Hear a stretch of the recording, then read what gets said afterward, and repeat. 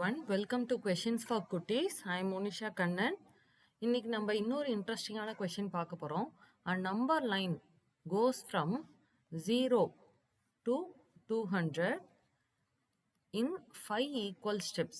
1 step, 2 step, 3 step, 4 step, 5 steps. இது 5th step. ஓகேங்களா? 5 equal stepsல போகுது.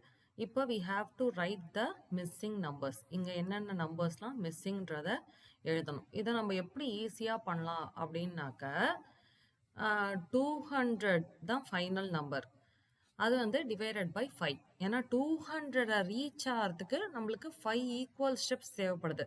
அதனால 200 டிவைடட் பை 5. இப்போ குழந்தைங்க வந்து இதை நம்ம சொன்னா ஒத்துக்க மாட்டாங்க. எதுக்கு டிவைடட் பை 5 அப்படின்னு கேட்பாங்க. அப்போ நீங்க ஏதாவது சாப்பிட்ற ஐட்டம் பத்தி சொன்னீங்கன்னா அவங்களுக்கு ஈஸியா புரியும். இப்போ நம்ம வீட்டில் வந்து ஒரு 20 சப்பாத்தி இருக்கு. அப்போ வீட்டில் 5 பேர் இருக்காங்க. இப்போ 20 சப்பாத்தியை 5 பேருக்கு நீங்க பிரிச்சு கொடுக்கணும்னா என்ன பண்ணுவீங்க அப்படின்னு நீங்க கேட்கணும். அப்போ 20 சப்பாத்தி 5 பேருக்கு பிரிச்சு தரணும்னா 20 டிவைடட் பை 5 தானே போடுவோம். அப்போ ஆளுக்கு 4 சப்பாத்திஸ் வரும் இல்லையா?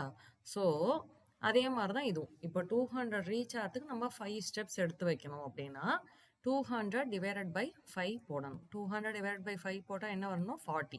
இப்போ நம்ம செக் பண்ணி பார்த்துருவோமா? ஃபர்ஸ்ட் ஸ்டெப்பில் வந்து 40 குதிக்கிறோம். அதனால் 40 வந்துடுது. செகண்ட் ஸ்டெப்பில் இன்னொரு 40 குதிக்கிறோம். அப்போது 80 வந்துடுது.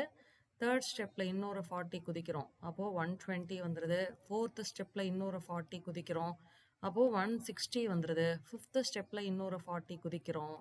அப்போது 200 வந்துடுது. அப்போது இதுதான் வந்து மிஸ்ஸிங் நம்பர்ஸ். ஓகே, ஈஸியா இருக்கா? Thank you guys.